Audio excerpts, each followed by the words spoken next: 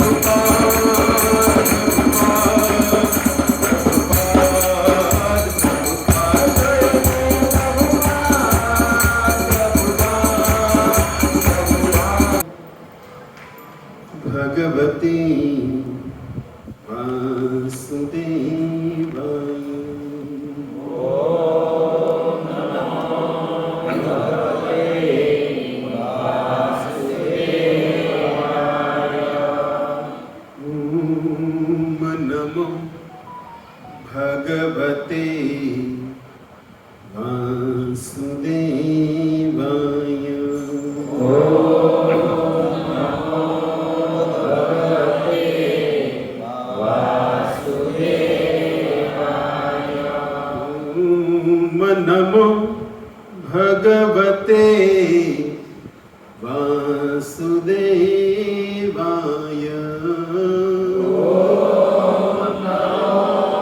भगवते वासुदेवाय। नारायणं नमस्कृत्यं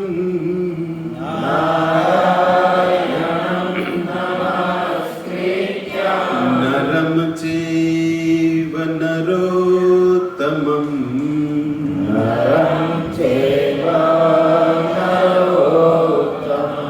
देवीं सरस्वती व्यासं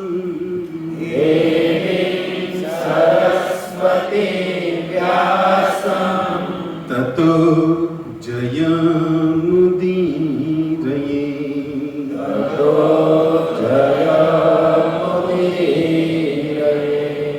नष्टप्रायेषु भद्रेषु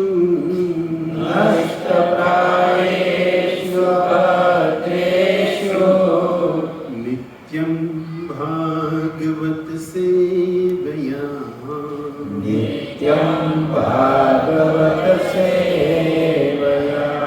भगवती उत्तम श्लोके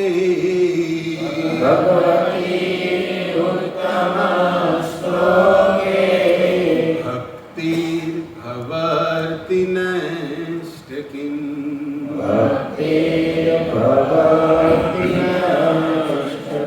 श्री गुरुवे गौरचंद्राय श्री राधिकायै तदालये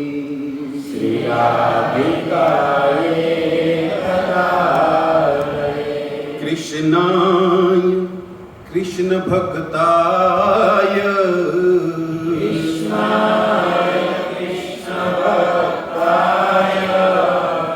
तद्भक्ताय नमो नमः।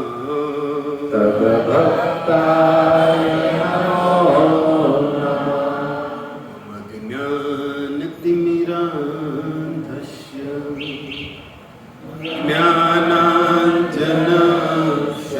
ज्ञानाञ्जनशलाकया चक्षुरुन्मिलितं येन तस्मै श्री गुरुवे नमः। नमो विष्णुपादाय कृष्णपृष्ठाय भूतले श्रीमते भक्तिवेदांत स्वामीति नामिने। नमस्ते सारस्वते देवे गौरवाणी प्रचारिणे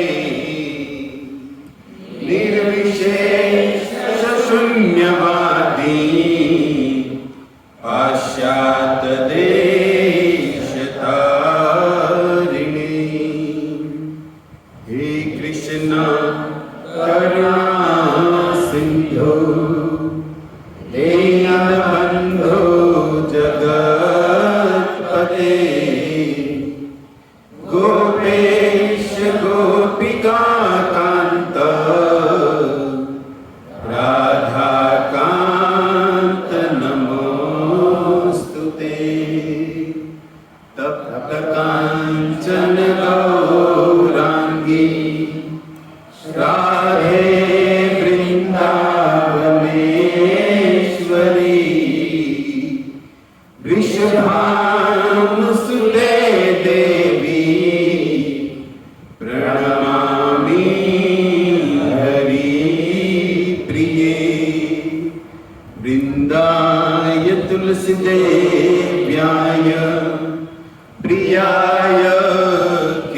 केशवस्य च विष्णुभक्तिपदे देवी सत्यवत्ते नमो नमः। वञ्चाकल्पतरुभ्यश्च कृपासिन्धुभ्येव च पतितानां पावनेभ्यो वैष्णवेभ्यो नमो नमः।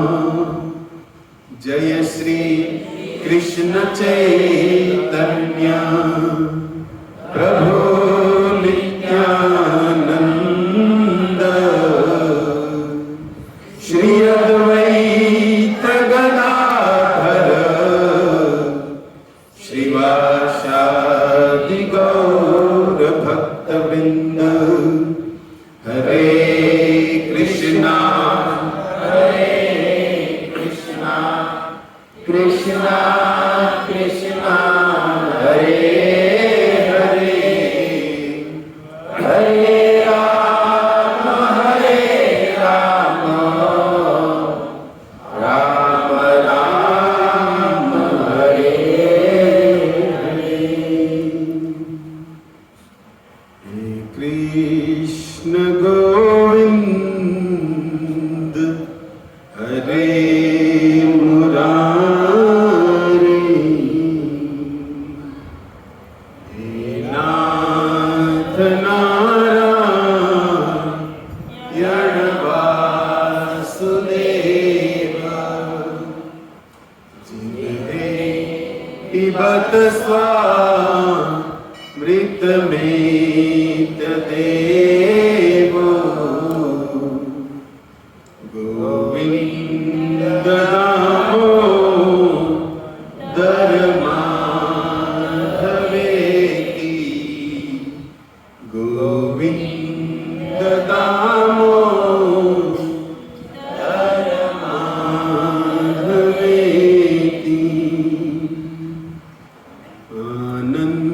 आनंदलीला मय विग्रहाय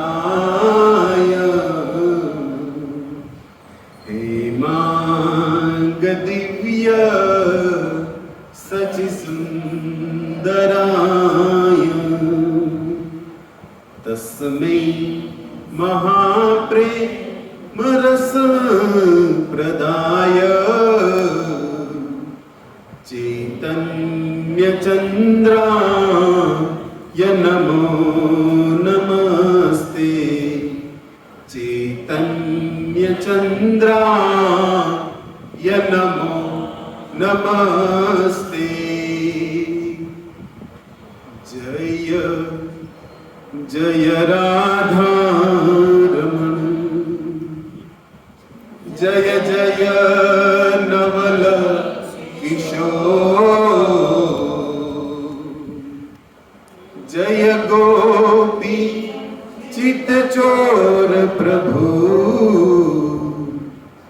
जय जय माखन चोर। हरे कृष्णा कृष्णा कृष्णा हरे हरे हरे राम राम राम हरे हरे। श्री चैतन्य चरितामृत मध्य लीला अध्याय 8 श्लोक आपके सामने व्हाट्सएप में आया होगा। बड़ा ही परम पावन वैष्णव के लिए आनंद का दिन है, क्योंकि आज वह तिथि है कि चैतन्य महाप्रभु के प्रिय पार्षद श्री राय रामानंद राय का तिरोभाव दिन है। कि राय रामानंद वह है जिसके लिए महाप्रभु दक्षिण भारत की यात्रा पे निकले थे। अन्य प्रयोजन अंतरंग की बात करें तो यही कारण है कि राय रामानंद से संवाद, राय रामानंद को मिलना। वह राय रामानंद आज के दिन इस पृथ्वी से अपनी लीला संपन्न कर कर भगवान के धाम को न वापिस गए थे। और ऐसे भक्तों के तिरोभाव और आविर्भाव के दिन यदि कोई पुण्यशाली जीवात्मा अपने शरीर को त्याग करता है, तब कुछ काल का प्रभाव, कुछ समय का प्रभाव, कुछ तिथि का प्रभाव, जीवात्मा का ना कुछ साधन हो ना कुछ भक्ति हो, लेकिन फिर भी कुछ समय का प्रभाव होता है। जैसे एकादशी है, रथ यात्रा है, जन्माष्टमी है या और भी कोई अन्य उत्सव। ऐसे तिथियों में कोई व्यक्ति अपना शरीर छोड़ता है या जन्म लेता है तो वह भी पुण्यशाली या भगवान के चरण कमल या कहीं भी हो भगवत भक्ति में उसका मन रहता है। ऐसे ही हमारे राधेश प्रभु की मातृश्री का भी आज पुण्यतिथि है, उनका भी शरीर 3 साल हो गए, 4 साल पहले आज के दिन अपनी इस प्राकृत देह को त्याग कर भगवान में मन रहे। और चलो कहीं भी हो, लेकिन कुछ कार्य वैष्णव के द्वारा जैसे तर्पण इत्यादि हम करते हैं, तो उस भाव से भी आज का जो ये हरिनाम था या सत्संग जो भी है, पुण्यशाली आत्मा के लिए हम एकत्रित होकर प्रयास कर रहे हैं। कहीं भी हो मन भगवत चरण में लगा रहे। तो उसी का आश्रय लेते हुए चैतन्य चरितामृत का मध्य लीला 8वां अध्याय प्रथम श्लोक आपके सामने है। ध्यान से सुनिए, प्रेम से बोलिए। कविराज जी लिख रहे हैं इस श्लोक पर, संचार्य रामाभिद भक्त मेधे,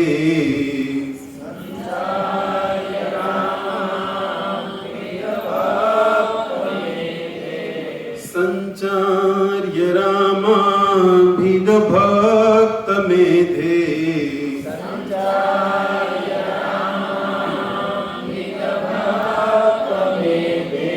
स्वभक्ति सिद्धांत चयामृतानि, स्वभक्ति सिद्धांत चयामृतानि, स्वभक्ति सिद्धांत चयामृतानि, स्वभक्ति सिद्धांत चयामृतानि, गौरान्धिरे ते रमुना वितीर्णे, गौरान्धिरे ते रमुना वितीर्णे, गौरान्धिरे ते रमुना वितीर्णे, गौरान्धिरे ते रमुना वितीर्णे, स्तग्यत्वरत्नालयतां प्रयाति, स्तग्यत्वरत्नालयतां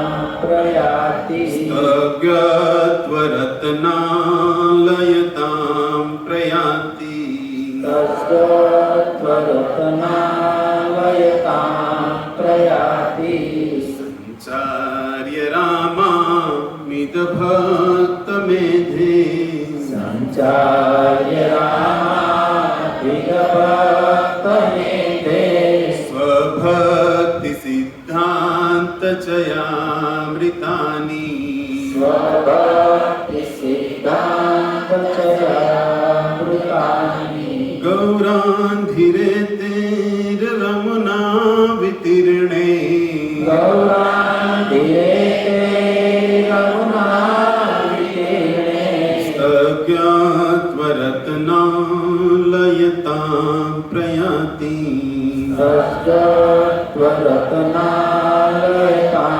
प्रयाति, संचार्य रामाभिद भक्त मेघे,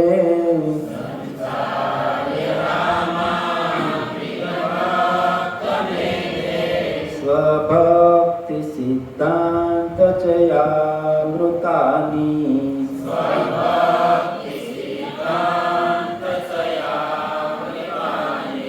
गौरान्दिरेते रमुना वितैर्णे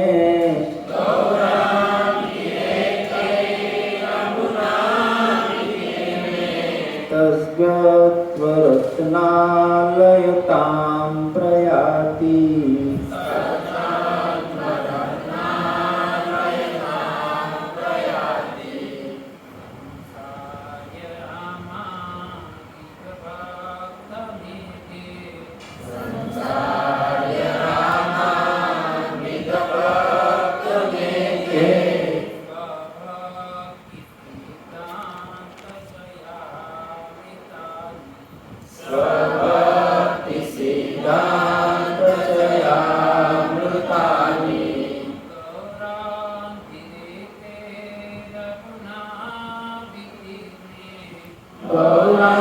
गौरान्दिरेते रमुना विकीर्णे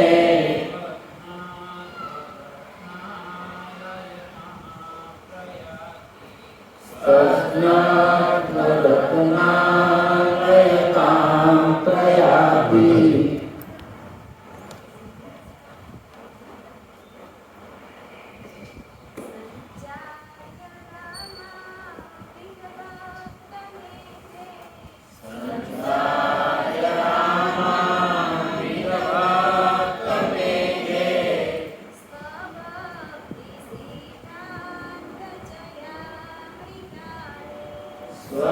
स्वभक्ति सिद्धांत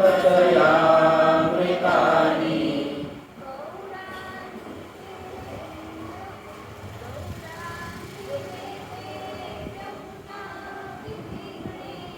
गौरान्दिरेते रमुना विकीर्णे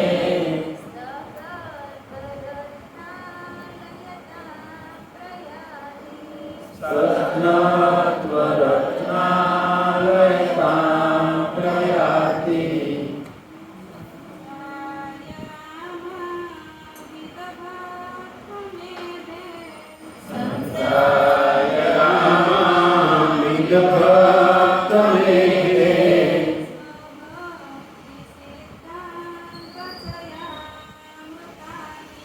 स्वभक्ति सिद्धांत चयामृतानि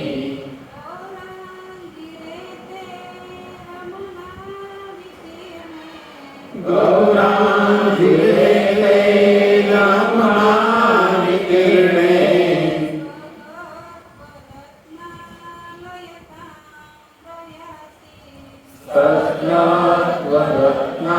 तस्माद्वरत्नालयतां प्रयाति। अनुवाद श्री प्रभुपाद जी लिख रहे हैं कि श्री चैतन्य महाप्रभु जो गौरांग भी कहलाते हैं, भक्ति विषयक समस्त सैद्धांतिक ज्ञान के सागर है। उन्होंने श्री राय रामानंद राय को शक्ति प्रदान की जिनकी तुलना भक्ति के बादल से की जा सकती है।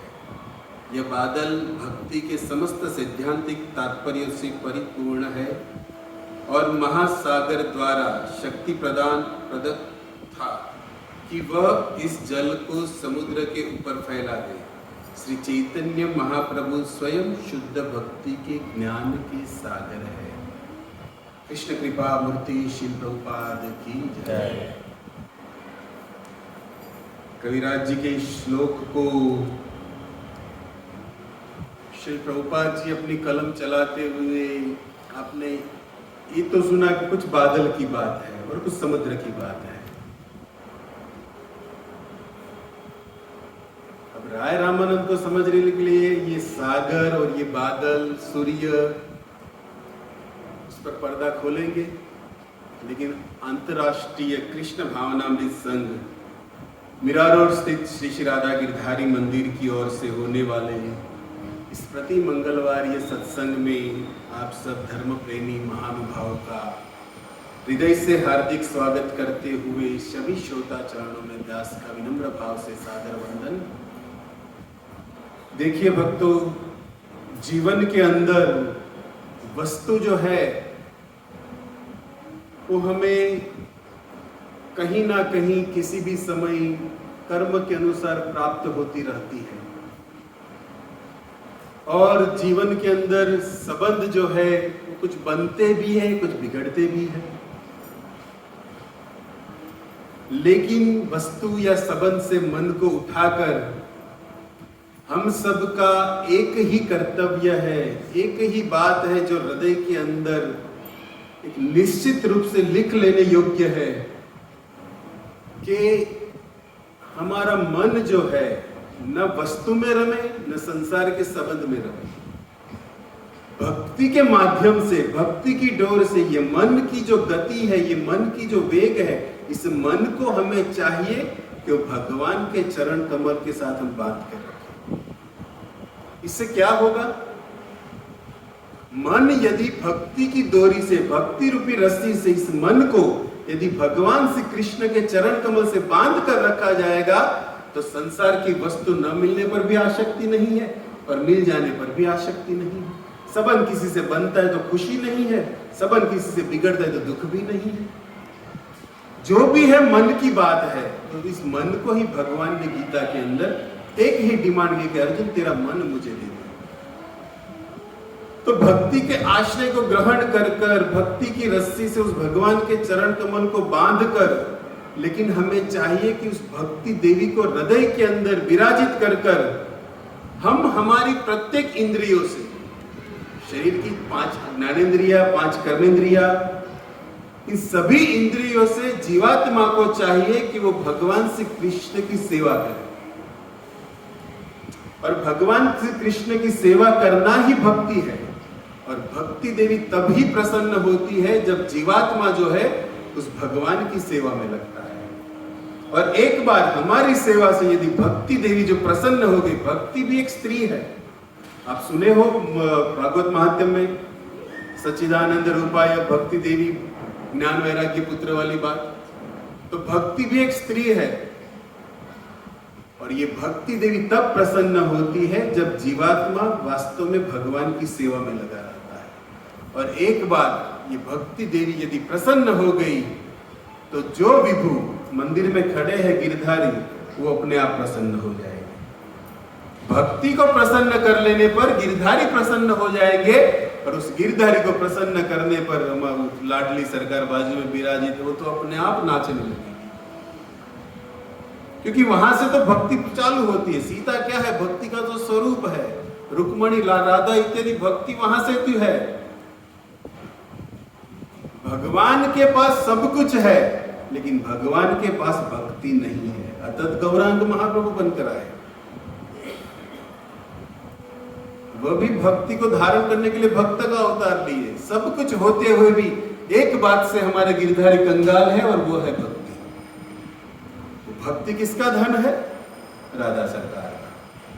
तो भक्ति के माध्यम से भगवान प्रसन्न होते, और भगवान को प्रसन्न देखकर श्रीमती राधा रानी प्रसन्न होती, और राधा प्रसन्न हो गई। तब जीव के लिए गिरधारी यथावत कुछ न करने पर भी उनके सामने खड़े रहेंगे। लेकिन भक्ति भक्ति हम सुन रहे हैं, भक्ति है क्या? भक्ति का शास्त्र में क्या महिमा है? भक्ति को किस तरह देखा जाए? तो वही नारद पंचरात्र विधि का जो नारद जी द्वारा जो श्लोक है, जिसको अंत लीला में भी लिखा है, और जिसको रूप गोस्वामी ने फेमस कर भक्ति रसामृत सिंधु में लिपिबद्ध कर दिया है। सर्व उपाधि विनिर्मुक्त तत्पदेन निर्मलम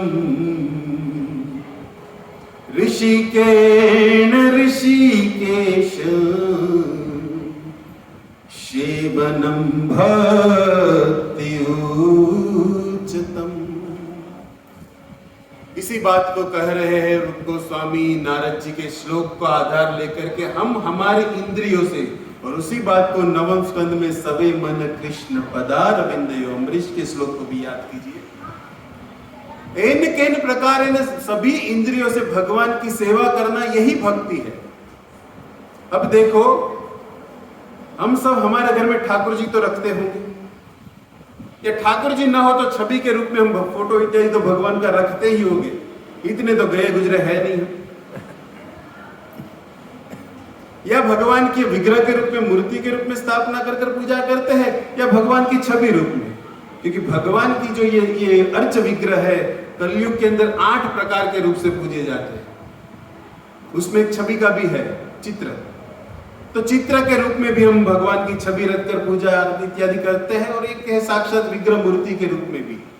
पर हमारे गुजराती परिवार में तो प्राय यमुना जलमा केसर घोड़ी स्नान कराओ, लड्डू गोपाल तुम्हारे घरे घरे रमता हो।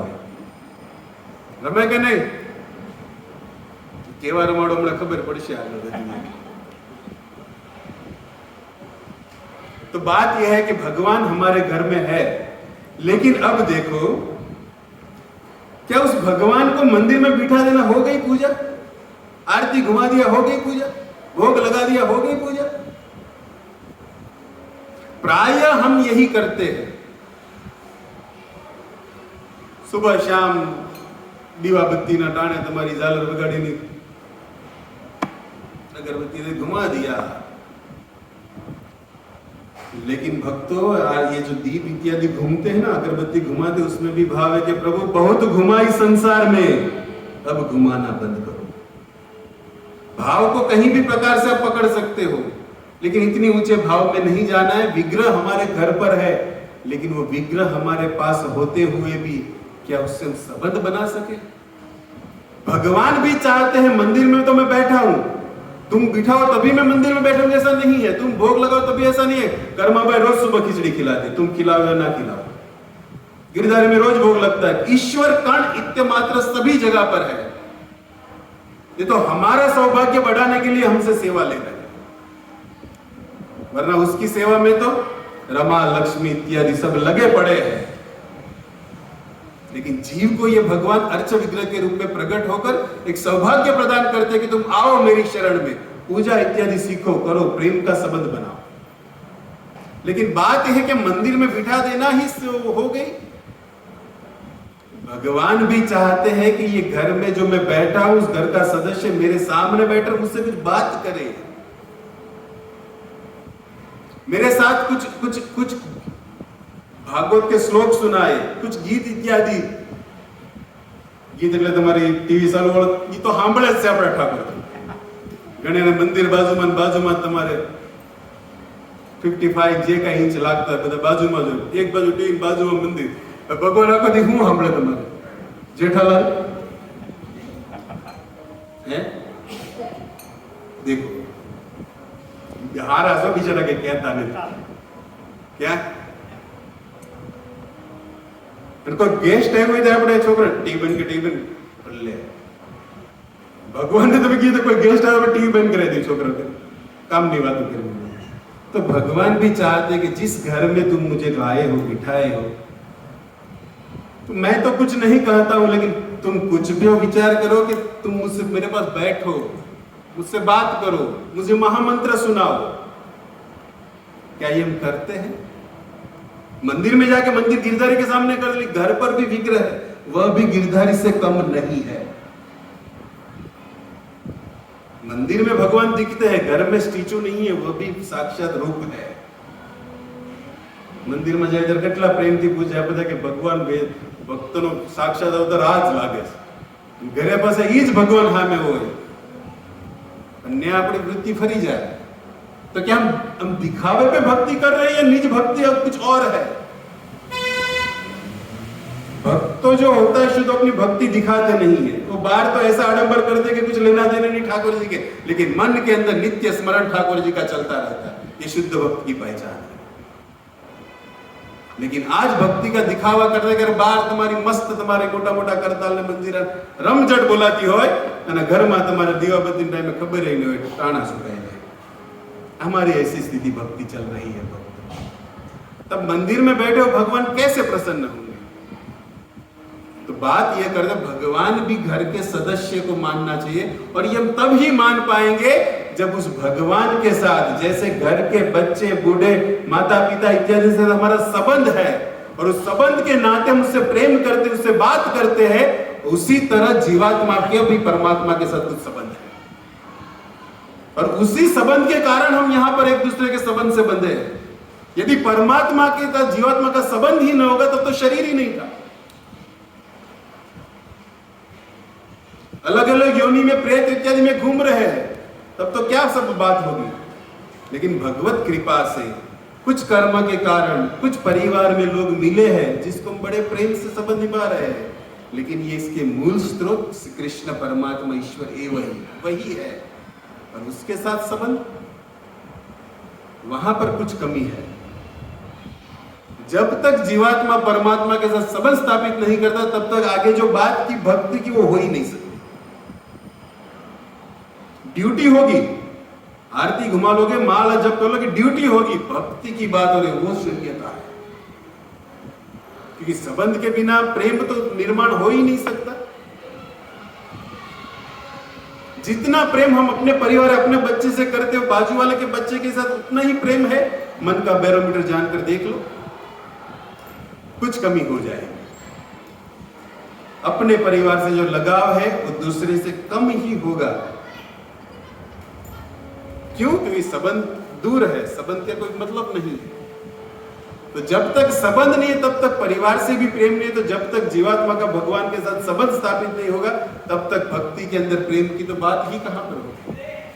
तो ये संबंध जो है भक्तों हम वात्सल्य, दास्य, माधुर्य, साख्य किसी भी भाव में डेवलप कर सकते हैं। पुत्र भाव में देखो, प्रियतम भाव में देखो, साख्य भाव से अर्जुन की तरह, दास्य भाव से हनुमान जी की तरह। जब तक स्थापित नहीं होगा संबंध तब तक भगवान दूर है, पास होते हुए भी। और ये भगवान एक ही नाता जानते हैं। गीता में वो आगे भी है, पत्र पुष्पम फलम तोयम, लेकिन साथ भक्ति से दिया हुआ। और भक्ति अर्थात प्रेम पूर्वक सेवा। भक्ति का दूसरा अर्थ यदि सरल शब्दों में किया जाए तो भगवान के साथ संबंध मानकर, संबंध स्थापित कर कर उसकी प्रेम से सेवा करना। पराने ढीला नहीं, प्रेम से, प्रेम से उस परमात्मा को पुकारना, प्रेम से उस कृष्ण के नाम पर कीर्तन करना, प्रेम से उसको दिया बत्ती दिखाना, और प्रेम के साथ भले घर में कोई न हो उस ठाकुर जी के साथ वार्तालाप करना। वार्तालाप तो આપણે કરતા હશું, પણ તમારે 2 માળ 3 માળ થઈ જાય ના થઈ જાય, लिस्ट करवी सी सौदा कर रहे भक्ति कहाँ है, मांग रहे हैं। लेकिन ध्रुव की कर प्रभु તમારાથી ન જોતું તમે જોતા હશો। અર્જુને માગ્યું તમારી સેના નહીં તમે જોતા હશો, એમ નામ યુદ્ધ જીતી જશે। તો ભવસાગર હું છે ભક્તો, અનંત જન્મોથી પડ્યા છે આ યુદ્ધની અંદર, મરી રહ્યા છે, જન્મી રહ્યા છે, अलग अलग योनिમાં ફરી રહ્યા છે। कृष्ण को चॉइस करने पर यह भवसागर समाप्त हो जाएगा। हम मांगते हैं मंदिर में तो क्या ये भक्ति है या सौदा? તમે આ કરો જેટલા નાળિયેર ચડાવીશ લે, નો કરે તો नहीं चढ़ावे। भक्ति को हम अपने दिमाग से देखते, लेकिन वो श्रद्धा इत्यादि बात अलग है, लेकिन मूल को हम दूर जा रहे हैं। अपनी पाहे शू कहेवाय, हम गंगा किनारे उभा छे के तरसा न रही है बस। क्योंकि भगवान भक्ति से ही और भक्ति के कारण, प्रेम के कारण कुछ भी सेवा दो अपने आप स्वीकार करते हैं। सबसे ऊंची प्रेम सगाई, प्रेम के कारण क्या क्या कर दिया। दुर्योधन તમારી સવારનો મહેનત કરતો હશે પણ બધું જ પડ્યું। વિદુરને ખબર એ નહોતી કે મારે એને સૂકી ભાજી ખાઈને દ્વારકાધીશ પ્રસન્ન થાય। प्रेम के कारण अर्जुन रथ हांक्यो, भूल गए ठकुराई। और इसी प्रेम के कारण तो वृंदावन में रास भी रचा दिए कन्हैया। गोपियों से मन प्रेम का निवेश हो गया, और उसी प्रेम के कारण तो ये बंधन स्वीकार किए कि रास रचाना पड़ा ठाकुर जी। और उसी प्रेम के कारण अपने प्रिय भक्त के यहाँ युधिष्ठिर जो रास यज्ञ किया था, તમારે સોનાની દ્વારિકાનો દ્વારકાધીશ એ બ્રાહ્મણોની જૂઠી પત્તર, ઈ કામ આપણે ને કોણ કરે? એઠું ઉપાડવાનું, કે 100-200 રૂપિયા આપણે ઘાટી રાખી લેવી, અહીંથી આમ તમારું ફેરવવા વાળા। દ્વારકાધીશ પોતાના અર્જુનને આ પ્રસંગ છે તો પ્રેમની કારણ ભક્તો બ્રાહ્મણો જે જમી લે ને એનું એઠવાડ પત્તલે जब भगवान પોતે ઉપાડતા હતા. ये द्वारकाधीश, ये कृष्ण है. और शास्त्र इस भगवान को प्रसन्न करने की बात कर रहे हैं. तो हमारा ये सब जानते हुए भी देखो भक्तों, जीव का स्वरूप है कृष्ण का दास है हम.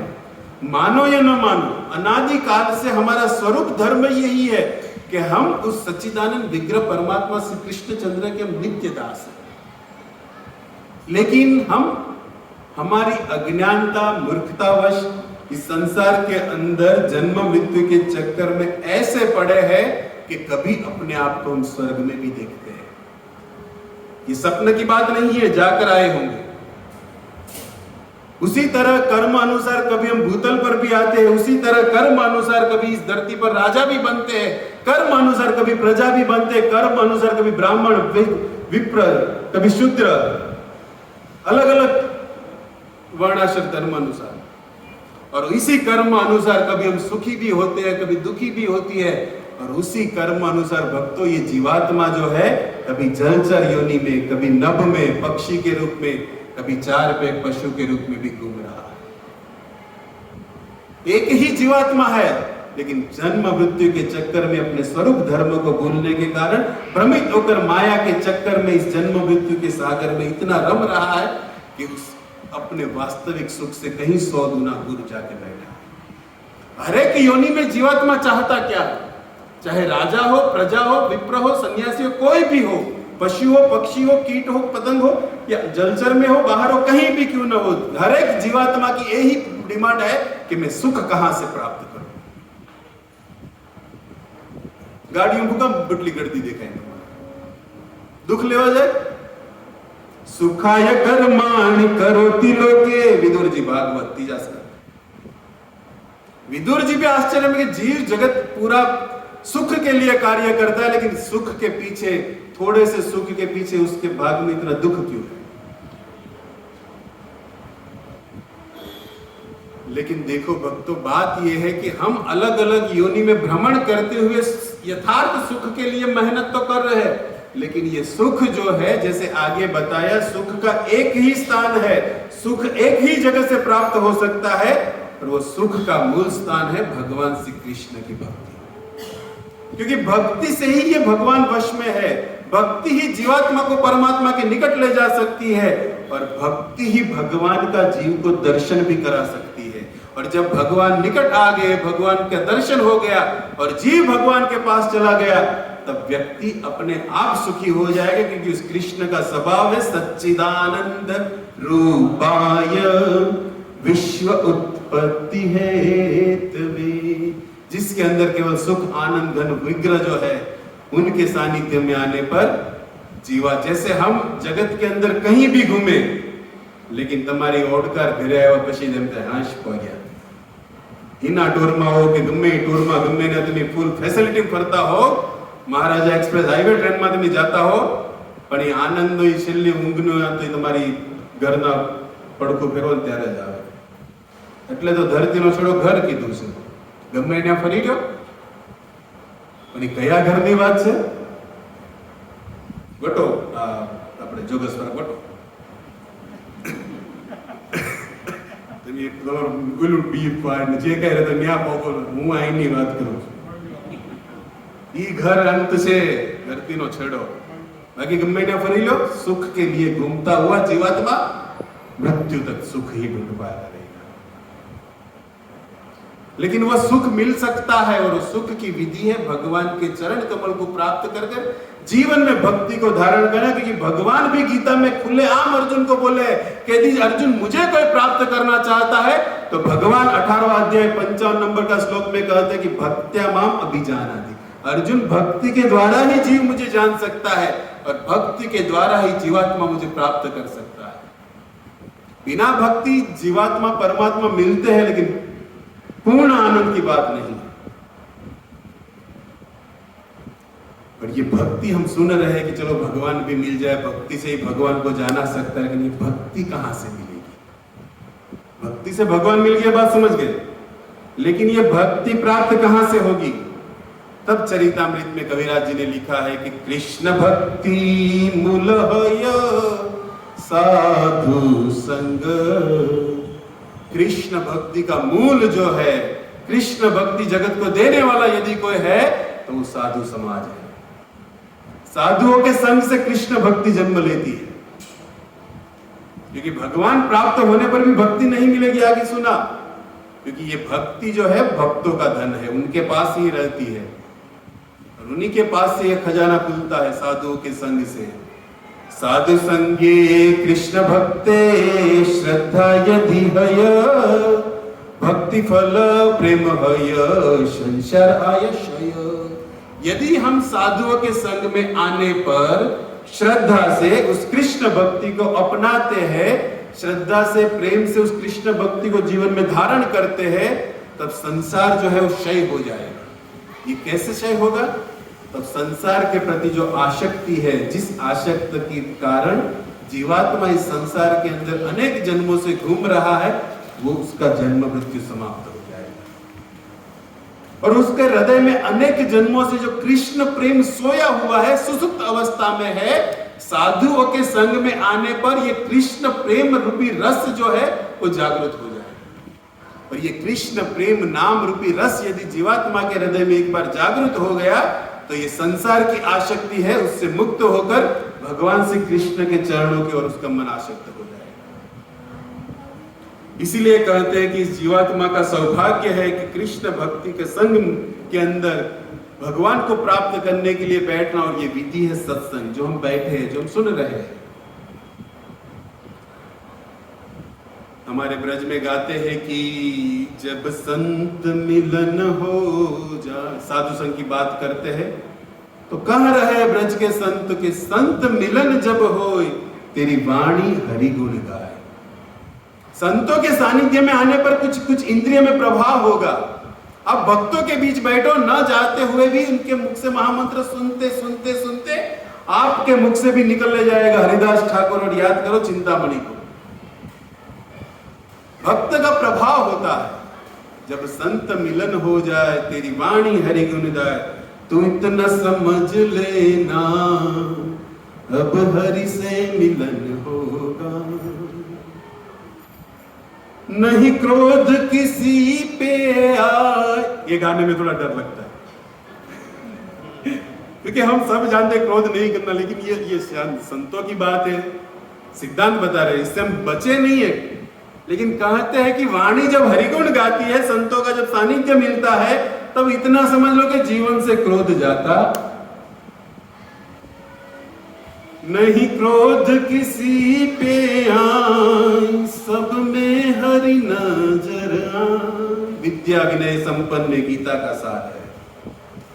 एक शुद्ध भक्त सभी हृदय के अंदर भगवान श्री कृष्ण को परमात्मा के रूप में देखते हुए सबसे प्रेम करता है, सबको वैष्णव समझता है, किसी पे क्रोध नहीं करता, क्योंकि सब में उसको हरि दिख रहे हैं। किसको देखते हैं सब में हरि? तुकाराम को याद करो, कुत्ते के अंदर भी विठल का दर्शन करते हैं, माणा विठल नो दिखे। निर्जीव छाणा में जे जनाबाई ने विठल शब्द हंबड़ा दो तो अशुद्ध भक्त निवास चाली गई। और किसी पे क्रोध ना है। हरिदास को याद करो, 22 बाजार में जिसको मारा जा रहा है जल्लादों के द्वारा, लेकिन फिर भी मुख से महामंत्र निकल रहा है और किसी के प्रति ईर्ष्या नहीं। आपन ने कोई ट्रेन नहीं देखले, हम पौनी मार दे त्या लाल पीड़ा थी जाए। तो 22 बाजार में खुले हमें 4 जल्लादों मोटी मोटी चाबुक थी जेने मारी રહ્યા છે। ये हरिदास प्रेम थी, आनंद थी, एने पर काई नहीं, भगवान आना पर कृपा करजो। आने खबर नहीं हूं करे से, एने दोष नो लेता, ई तो एनो कर्म करे से, राजा द्वारा एने आदेश છે, ई तो एनी ड्यूटी કરી રહ્યો છે। મેનો હું વાગ ભગવાન તમે એને નો એને એમ કાઈ નો જોતા। આ ભક્તોનો ચરિત્ર છે। હું કામ કારણ કે એમાં એને હરી દેખાય છે। એવા ભક્તોનો માર્ગ ગૌરાંગ પોતાના બાબા ઉપર લે, હરિદાસને કાઈ નો છે। इतना समझ लेना अब हरि से मिलन होगा। जिसको हरि से मिलन करना है, हरि का नाम लेके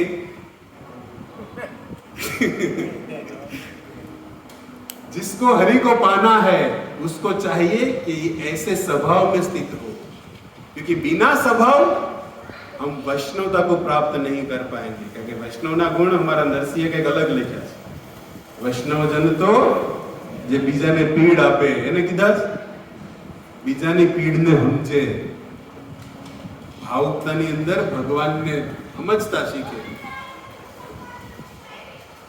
पर हम सब जानते हुए भी मानते नहीं है, बस यही हमारी कमी है। एक है जानना, एक है मानना। ये जानना और मानना यदि साथ में आ गया तब हृदय वैष्णव बन जाएगा। प्रयास में है, एटलीस्ट मेरी बात है कि प्रयास में हूं, आज नहीं तो कल होगा ये गुण, लेकिन उस गुण को प्रतिदिन याद तो करना पड़ेगा कि ऐसे गुण होते हैं वैष्णव के, तब ऐसी स्थिति बनेगी। और उसी सनातन को शिक्षा देते हुए महाप्रभु के मुख से निकल गया कि ये भक्ति जो है भगवान को मिला सकती है, और ये भक्ति का मूल है साधु संग। लेकिन उस साधुओं से प्राप्त क्या करना है जब जीवन में भक्ति को धारण करते हो? तब सनातन को शिक्षा देते हुए इसी चरितामृत में महाप्रभु बोले हैं, तबे साधन भक्ति लक्षण सुन सनातन, यहाँ है ताई कृष्ण प्रेम महाधन। हे सनातन सुनो, भक्ति के कुछ लक्षण है, उस भक्ति को प्राप्त करने के लिए साधुओं का संग तो कर, लेकिन उससे सुनोगे क्या? लक्षण तो सुनो। तब कहते श्रवणादि क्रियातार स्वरूप लक्षण तटस्थ लक्षण उपजाय प्रेम धन। सनातन को कहते कि जब भी जीवन में यदि कोई साधुओं का संग मिल जाए तो सबसे पहले एक कार्य करो कि अपना सब अभिमान छोड़कर उस साधु के निकट बहकर उससे कुछ भगवत चर्चा सुनो, कुछ भगवान के बारे में सुनो। और ऐसा सुनने पर उसी बात को भगवान कपिल अपनी माता देहूति के सामने 3:25-25 में बोले हैं, सताम प्रसंगा मम वीर्य संविदो भवन्ति हत्कर्ण कथा रसायन। इसी बात को कहते श्रवण की कितनी महिमा है, भगवान कपिल भी बोल रहे हैं 3रे स्कंद के अंदर कि हे माता, यदि जगत के अंदर तुम भक्ति को प्राप्त करना चाहते हो तो सबसे पहला कार्य है कि साधुओं के मुख से कृष्ण कथा की चर्चा सुनो, भगवान के नाम को देखो, भगवान के रूप को देखो, भगवान के गुण लीला की चर्चा सुनो। और ये जो है ये जीव के लिए एक औषधि है।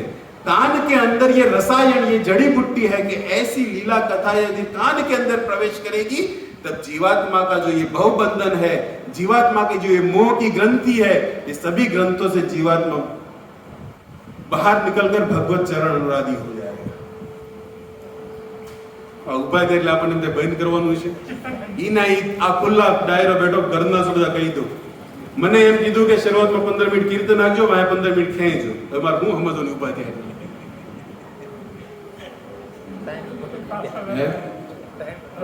ઘણા ને એમાં ટાઈમે બંધ કર્યા, ઘણા ને પ્રવચનમાં ચાલુ નથી પણ કરવું હું આમી હલવાના આવ્યું।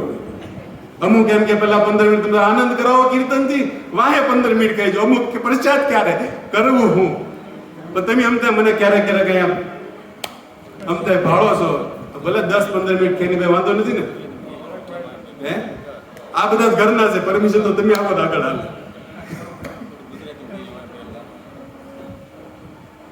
ઘણી ઘણી ફરમાઈશો હોય, ખબર નહીં વક્તા છે ડાયરાના પ્રકાર ફરમાઈશો જ આવે એકલી, પણ તો બધાનો આનંદ પ્રેમ રાખીને એવું કાર્ય કરીએ કે બધાનું મન બધાનું હચવાઈ જાય।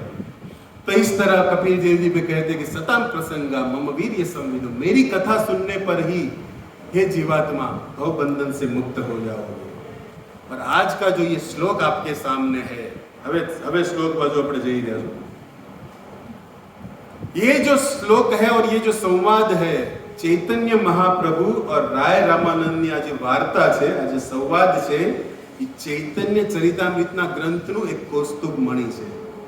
जैसे भगवान का शरीर उज्जवल है, घनश्याम है, और कृष्ण के छाती पर हमेशा कौस्तुभ मणि रहती है, उसी तरह ये चैतन्य चरितामृत जो भगवान श्री चैतन्य का जो ये स्वरूप है, ये ग्रंथ के रूप में जो भगवान चरितामृत चैतन्य है उसका कौस्तुभ मणि है ये राय रामानंद संवाद जो महाप्रभु बोले हैं उनके साथ। मतलब कितना इंपॉर्टेंट होगा, अंतलीला, मध्य लीला, आदि लीला, उसके बीच का ये कुछ बातें जिसके अंदर जीव के लिए साधन भी पड़ा है, भक्ति भी पड़ी है, और भगवान को प्रेम करने की विधि भी पड़ी है, और जीवात्मा का परमात्मा का संबंध भी पड़ा है। तो आपके सामने जो श्लोक है उसमें एक शब्द है गौरांधितेर रमुना वितरणे।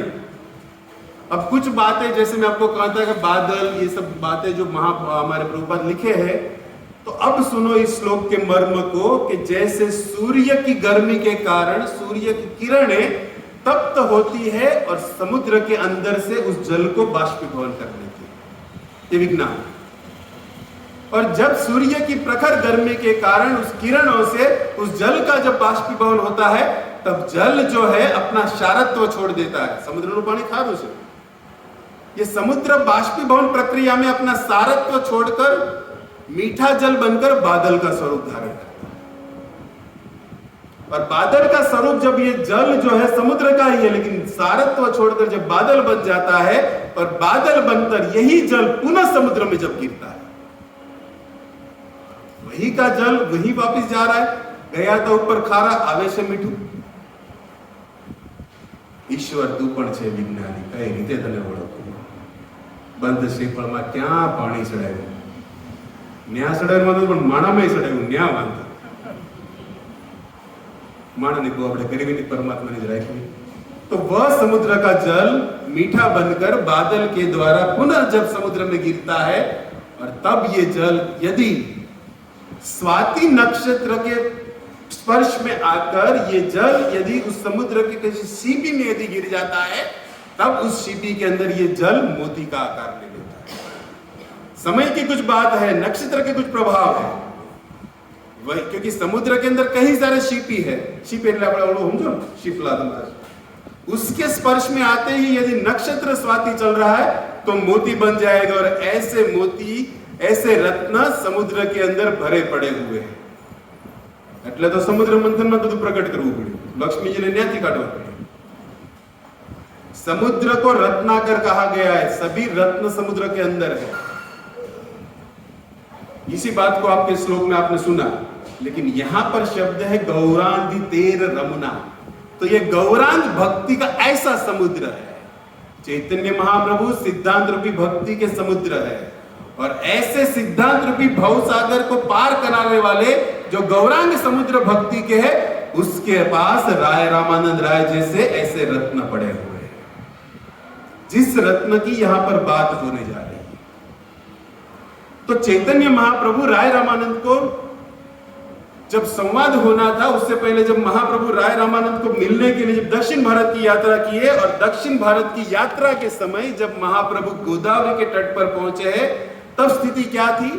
तो वर्णन करते हुए कविराज जी लिख रहे हैं कि गोदावरी देखी है यमुना स्मरण, तीर देखी स्मृति है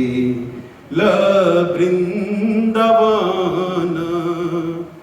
अब देखो महाप्रभु जब दक्षिण भारत की यात्रा में थे और उन्होंने जब गोदावरी नदी को देखा, तब गोदावरी नदी को देखते ही महाप्रभु को यमुना का स्मरण होने लगा जो वृंदावन में बहती है।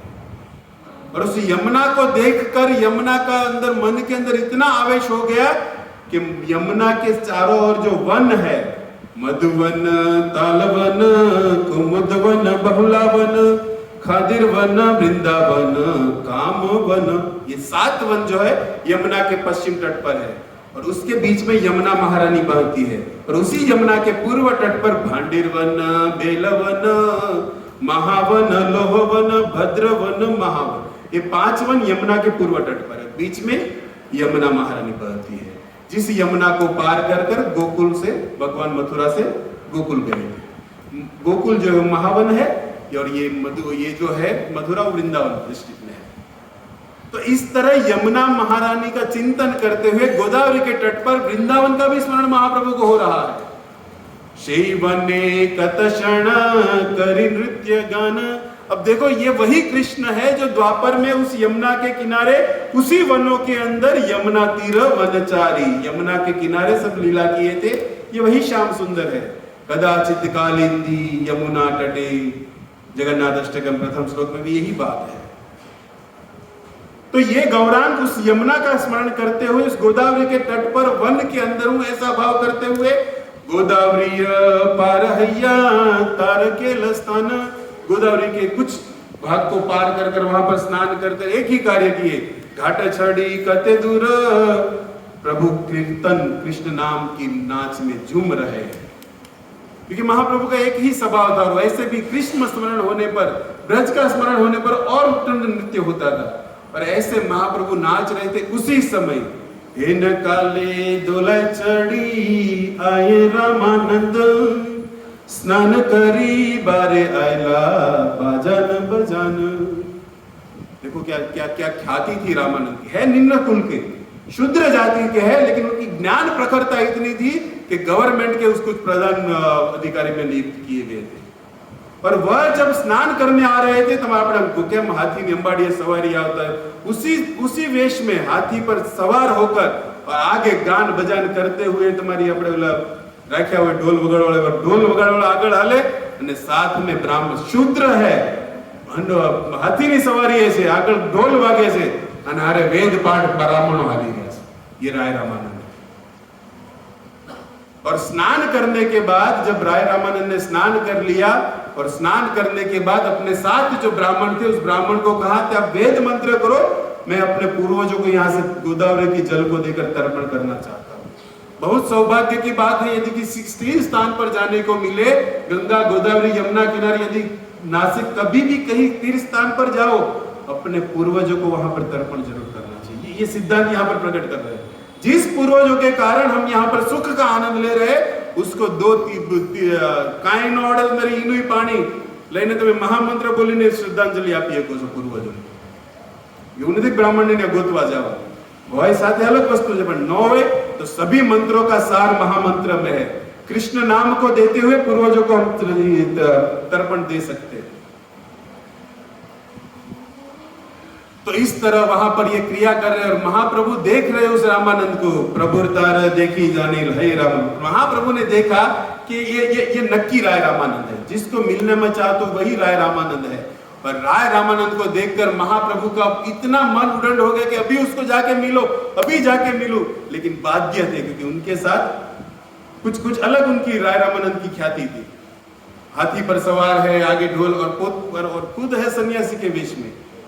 और सन्यासी कभी राजा जैसे वेश को मिलता नहीं, और अपने सन्यास धर्म के कारण महाप्रभु अपने को बांध कर रखे, लेकिन मन तो राय रामानंद के पीछे भाग गया। लिख रहे ताहार मिलिते प्रभु मन उठीदा। महाप्रभु अपने आप को रोक दिया, लेकिन मन को रोक पाए। मन चला गया राय रामानंद के पास, लेकिन फिर भी महाप्रभु तथापि धैर्य धरी प्रभु रहीला लक्ष्य। धैर्य धरकर महाप्रभु बैठे रहे, भागे नहीं। लेकिन उस महाप्रभु की ख्याति को, सुंदरता को कौन देख रहा है? राय रामानंद। पहले महाप्रभु ने देखा, लेकिन जब राय रामानंद ने देखा तब कहते सूर्य सत शम क्रांति अरुण वदन। महाप्रभु के सौंदर्य का वर्णन हो रहा है। सुबलित प्रकाश देह कमल लोचन। कौन है ये सन्यासी? इतना तेज सूर्य, सत 100 सूर्य में जो तेज है एक सन्यासी के भीतर, कौन है ये? कौन है? और ऐसे सन्यासी का दर्शन आज गोदावरी के तट पर मिल रहा है, तो अपनी हाथी की अंबारी छोड़ी, सबको बोला कि तुम जाओ, मैं अपने आप आ जाऊंगा। और खुद जाकर उस सन्यासी चैतन्य महाप्रभु के पास आकर बैठते हैं। और तब कविराज जी से लिखा नहीं गया, और कविराज जी बोल दिए कि ये दोनों जब एक दूसरे को प्रणाम किए, एक है विशाखा और एक है राधा। कृष्ण दुई, राधा कृष्ण एक बनकर आए हैं। और ये राय रामानंद वही है भक्तों जो द्वापर में कृष्ण लीला में राधा की जो अष्ट सखी में जिसकी प्रधानता है विशाखा। विशाखा सखी का अवतार, भगवान कभी अकेले अवतार नहीं लेते, सब पार्षद लीला के लिए अपने पार्षद को साथ में रखते हैं, लेकिन समय अनुसार अलग अलग जगह पर जन्म लेते हैं, लेकिन कुछ समय के बाद मिलते हैं। तो इस तरह ये दक्षिण भारत में है, महाप्रभु जगन्नाथपुरी में है, लेकिन दक्षिण भारत की यात्रा के समय इस विशाखा को मिलने का जो आनंद अभी होने जा रहा है, उसको कविराज जी शब्द लिख के रूप में आकार दे के रहा नहीं गया। क्या हुआ? स्तंभ स्वेद अश्रु कंप पुलक वैराण दुहार मुखे सुनी गद गद कृष्ण। अब देखो रोमांस कंपास वाला भाव आ गया। महाप्रभु के मुख से गदगद वाणी हो गई, कृष्ण कृष्ण पूरा नाम। और उसी तरह सामने राय रामानंद जी, कृष्ण कृष्ण, दोनों एक दूसरे को आलिंगन दे रहे, दोनों एक दूसरे को प्रणाम दे रहे, दोनों एक दूसरे को प्रणाम करते भूमि पर गिर रहे हैं, क्योंकि दोनों एक विशाखा किस भाव में आ गए और एक तो खुद को राधा है, एक दूसरे को रोक नहीं पाए। और जो विरह उज्जवल नीलमणि में रूप गोस्वामी ने लिखा है कि भगवान जब गोपियों को छोड़कर मथुरा चले गए तब गोपियों की यही हालत थी, स्वेद कंबल उसी में गोपियां रमती थी। और आज दोनों मिल रहे तो कृष्ण कृष्ण बोलते हुए, कृष्ण को याद करते हुए, साख्य भाव में, सखी भाव में, बस इस तरह रोना मिलना हो रहा है। और ऐसा जब हो रहा तब महाप्रभु अपने आप को संभाले और महाप्रभु के मुख से निकल गया, प्रभु कहे तुम महा भागवत, तुम्हारा दर्शन सबा द्रव, तुम महाभागवत हो राय रामानंद, और मैं पवित्र हो गया कि आज तेरा दर्शन मुझे मिल गया। चैतन्य महाप्रभु बोल रहे हैं, तुम्हारे मुखे कृष्ण कथा सुनी अहं, तुम्हारे मुख से तुम मिले ही हो, तुम्हारा दर्शन हुआ है, तो तुम्हारे मुख से हे राय रामानंद मैं कृष्ण कथा सुनना चाहता हूं। देखो भगवान होकर भी भक्तों से कृष्ण कथा सुनने की तब कितनी महिमा होगी कृष्ण कथा की। और ये जो संवाद है, महाप्रभु जब बोले कि तुम्हार मुखर आमी सुनर कृष्ण कथा, ये कृष्ण कथा जब सुनने को महाप्रभु कहे तब राय रामानंद कहते कि मैं आपके सामने क्या कृष्ण कथा कहूं, तुम मुझसे अच्छी जानते हो, लेकिन मैं तो एक बोलने वाला कोई और है, आप तक आवाज माइक पहुंचाता है। उसी तरह मैं माइक के रूप में काम करूंगा, हृदय के अंदर प्रभु आप विराजते हो और आप ही वक्ता के रूप से मेरे मुख से जो भी बोला होगे मैं बोल लूंगा। महाप्रभु की आज्ञा से जब बोलना चालू किए तब उस बात को आप चरितामृत में पढ़िए, गोपी भाव का मुख्य रहस्य क्या है, गोपियां कृष्ण से क्यों प्रेम करती थी, गोपियां अपना सब कुछ कृष्ण को छोड़कर क्यों भाग रही थी, और कृष्ण जब चले गए तब गोपियों की क्या परिस्थिति थी। इन सभी का वर्णन करते हुए अश्रु दिन रात्रि एक ही बात में दोनों राधा भाव और ये विशाखा भाव में रम रहे, कृष्ण को याद करते हुए।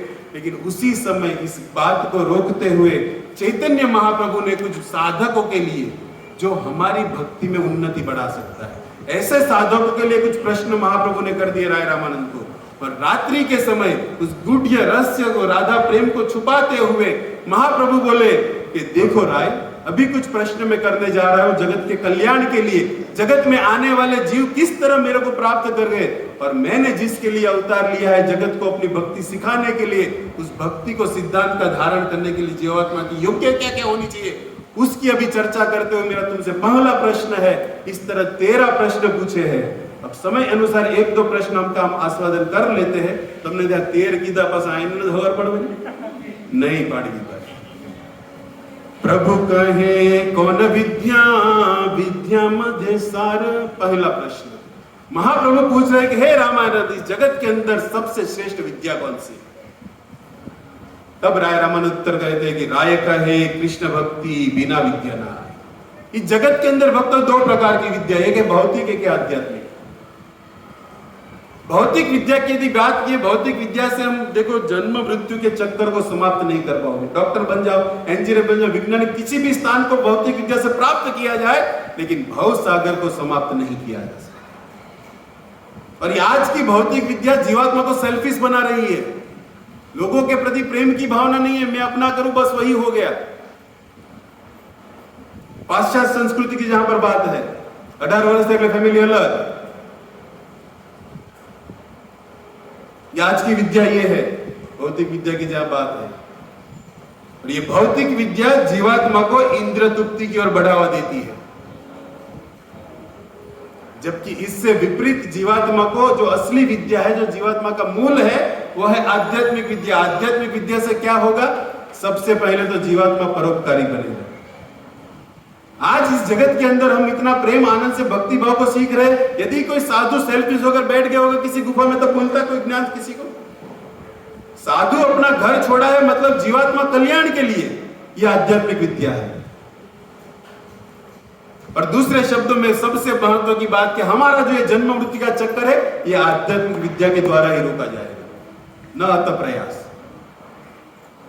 और एक बार मान लो ये आध्यात्मिक विद्या में प्रवेश कर लिया, तब जीवात्मा ये जन्म मृत्यु के चक्कर से निकलकर भगवान को प्राप्त कर लेगा। लेकिन वो भौतिक विद्या के बाद यदि डॉक्टर होते हुए भी मर गया, तब पहला दूसरा कहीं जन्म लगा, वहां से ए फॉर एप्पल फिर से ढूंढना पड़ेगा। ये करो तुम्हारी स्टेट में घुट हो गयो नहीं अलग पहला जन्म में डॉक्टर तो भुलाई गई से विद्या। जबकि ये विद्या जो भगवान गीता में कहे हैं 9:2 में, राज विद्या राजगुह्यम परतम पवित्र परम, ये वह विद्या है अर्जुन जो जीवात्मा को साथ चलने वाली, जीवात्मा को प्रेम देने वाली और जीवात्मा को मुझसे मिलाने वाली ये राज विद्या है। उस विद्या की बात करते हैं कि विद्या मदे कृष्ण भक्ति, ये विद्या सार है। तब दूसरा प्रश्न करते कीर्ति गण मध्य जीवेर कौन बड़ कीर्ति, कृष्ण भक्त बलिया। यही सभी कीर्तियों में यश की बात है। सबसे बड़ा यश कौन सा है जीवात्मा के लिए? तब एक ही यश की बात है कि जीवात्मा यदि कृष्ण का भक्त हो जाए, इससे बड़ा कोई यश नहीं है। क्योंकि कृष्ण भक्त की चर्चा भागवत में पड़ी। आज फक्कड़ साधु वैरागी इत्यादि सन्यासी किसकी चर्चा करते हैं?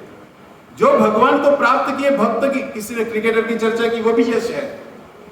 किसी नेता की चर्चा की, वो भी यश है। लेकिन वो यश जीवात्मा के शरीर तक की बात है। जीवात्मा का शरीर छूट गया, धीरे धीरे क्रिकेटर कल का भूल जाएगा, नया कोई और होगा। लेकिन कृष्ण भक्त आज भी लोग मारवाड़ के अंदर जाओ मीरा को याद करते हैं। आज भी जूनागढ़ में जाओ नरसिंह की कविताओं को याद करना ही पड़ेगा। ये कृष्ण भक्त का यश है। आज भी भागवत के अंदर साधु लोग उसी ध्रुव की, उसी प्रहलाद की, उसी रुक्ष्मण की बात करेंगे। ये कृष्ण भक्त की ख्याति है। इसीलिए कहते हैं तहार सबसे बड़ी ख्याति है कि कृष्ण भक्त के जीवन के अंदर। और तीसरा प्रश्न करते हुए कहते हैं कि संपत्ति मध्य जीवे कौन बड़ी, सभी संपत्तियों में सबसे बड़ी संपत्ति क्या है? तब कहते हैं राधा कृष्ण प्रेम यार, जिसके पास ये राधा कृष्ण का प्रेम है वही सबसे बड़ा धनी है। देखो जीवन के अंदर हम धन कमा रहे हैं, लेकिन वो धन जो है जीवन की जरूरियात है, जीवन नहीं है। हम आज धन को जीवन मानकर बैठे हैं। उस धन को जीवन मानने के कारण परिवार में क्लेश, समाज के अंदर एक दूसरे से अलग अलग घूम रहे हैं। क्यों? क्योंकि धन को हमने जीवन की जरूरत मान ली है, जबकि जीवन धन नहीं है। और इसी धन के चक्कर में हम परिवार से दूर होते हुए क्ले इत्यादि में पड़े हैं और उसको ही हम जगत के अंदर बड़ी संपत्ति मानते हैं। लेकिन संतों का स्वभाव है, वो कहते हैं कि ये धन बड़ी संपत्ति नहीं है। जीवात्मा के लिए सबसे बड़ी संपत्ति है राधा कृष्ण के प्रेम को प्राप्त करना। बुद्धि बड़ी चतुराई बड़ी, मन में ममता अतिशय लिपटी है। हमारे पास भक्तों बहुत बड़ी बुद्धि है और हमारे पास ममता भी बहुत है, प्रति लोगों के साथ प्रेम भी बहुत है। ज्ञान बढ़ो धन धान बढ़ो, जग में करतूत बड़ी प्रगति है। आपके पास धन भी बहुत है, आपके पास धान्य भी बहुत है, और आपकी तो जगत के अंदर भाई भाई भाई भाई हो रही है। गजबाजन द्वार मनुष्य हजार, तो इंद्र समान कौन घटी है। आपकी फैक्ट्री में आपके एक इशारे पर मानो हजारों लोग कार्य करते हो, ये धन की संपत्ति की बात हो रही है। इतनी संपत्ति तो राजा इंद्र के पास है, इंद्र समान आपकी बहुत बड़ी ख्याति है जगत के अंदर, यदि इस संपत्ति को हम संपत्ति मान रहे हैं। लेकिन तुलसीदास जी अंतिम लाइन में कहते ये सब होते हुए भी यदि कृष्ण की भक्ति जीवन में नहीं है तो सुंदर नारी की नाक कटी है। कोई शोले श्रृंगार सेवली तुम्हारे स्त्री ने गम्मे એટલા તમે ઘરેણા પહેરાવી દો પણ નાક સુરપંખા હોય તો કપાઈ ગયેલું હોય તો એને કઈ શોભા રહે। जीवन के अंदर सब है लेकिन कृष्ण भक्ति नहीं है तो वो धन कुछ काम का नहीं है। उसी तरह आगे कहते हैं कि संसार के अंदर सबसे बड़ा दुख कौन सा है, तो दुख यही है कि जन्म मृत्यु का जो ये दुख है, जन्म मृत्यु जरा व्याधि जो गीता में दुख बताया है, ये जीवात्मा के कर्मों के कारण मिलने वाला है। लेकिन ये दुख भी दुख नहीं है, क्योंकि संसार को छोड़ने पर यदि भगवत धाम चलेगा तो ये दुख समाप्त हो जाएगा। लेकिन सबसे बड़ा दुख है जीवन के अंदर किसी भक्त का विरह हो जाना, किसी भक्त से दूर हो जाना। ये जीवन में सबसे बड़ा दुख है। इसकी कहीं व्याख्या हो सकती है, लेकिन इतना समय न होते हुए भी अंतिम प्रश्न आपके सामने रखूं कि अंतिम बात, ऐसे 13 प्रश्न, लेकिन संक्षिप्त में हमें आपके सामने ये जो 5वां प्रश्न रखने जा रहा हूं जिसके अंदर कुछ कुछ जीवात्मा के तत्व की बात पड़ी है, उसको सुनकर यहां पर रोकते हैं। कहते हैं कि मुक्त मध्य कौन जीव मुक्त करी मानी, कृष्ण प्रेम अरसे मुक्त शिरोमणि। अब देखो, महाप्रभु प्रश्न पूछ रहे हैं कि हे राय रामानंद, तुमने कीर्ति बताई, यश बताया, धन ये ख्याति सब बताया, दुख भी बता दिया, लेकिन मेरा 5वां प्रश्न तुम्हारे सामने कि जगत के अंदर सबसे बड़ी मुक्ति क्या है? मुक्ति के लिए लोग प्रयास करते हैं, मुक्ति आटो तुम्हारी पशुपतिनाथ पाए जाए, मुक्ति मुक्ति मुक्ति।